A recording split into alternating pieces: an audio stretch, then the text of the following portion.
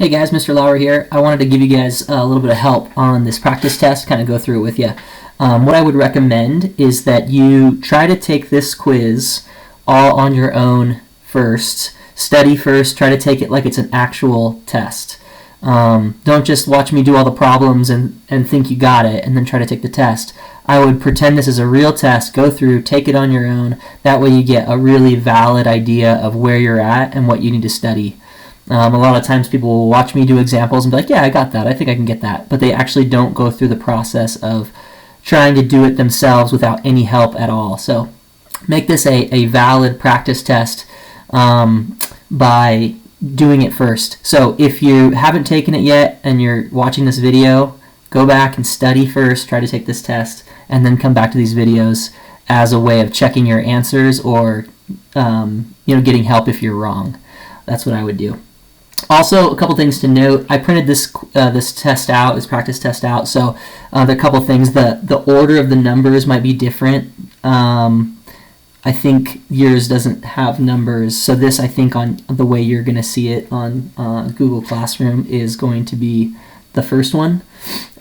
So they might not match up, but I'm going to do them in the same order. Also, the ordering of the answer choices could potentially be like scrambled up the way you're going to see it. So just a couple things to keep in mind that, I'm going to do the problem, I'm going to get the answer for you, but it may be in a different order. So just be aware of that.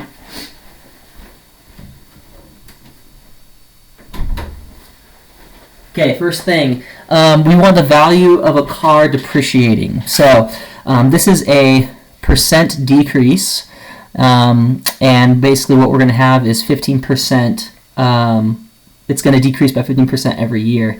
So the first thing we need to do is to find a multiplier. What number do we multiply to decrease something by 15%? Well, the idea here is take 100% and subtract 15%, and you're going to end up with 85%.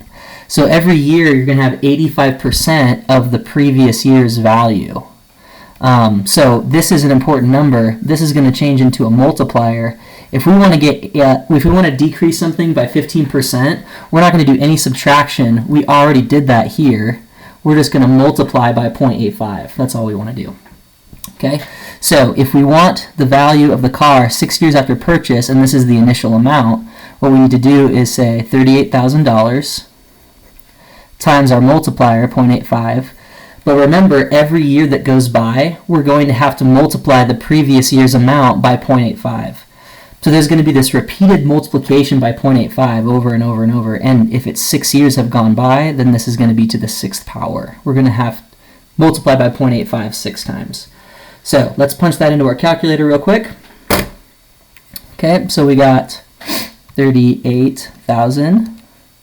And we're going to go times, and then we'll do 0.85, and then we're going to go to the power of 6. Okay, that's going to give us 14,331.69. Okay, your calculator might look a little bit different, but there's probably going to be a power key here. Make sure you have a scientific calculator. If you don't have one and you need one, let me know. We can get that to you by Tuesday. You can come by the school and pick it up. We can arrange that. So you can use a scientific calculator. No graphing calculators because there's graphs on this. But this is what we're looking for, and in my version, that is this one right here. There's definitely some distractor answers. If you punch some things in wrong, or if you try to do it a different way, some of these answers might come out and look kind of like something you might get, but this is what we're looking for right here. Thanks.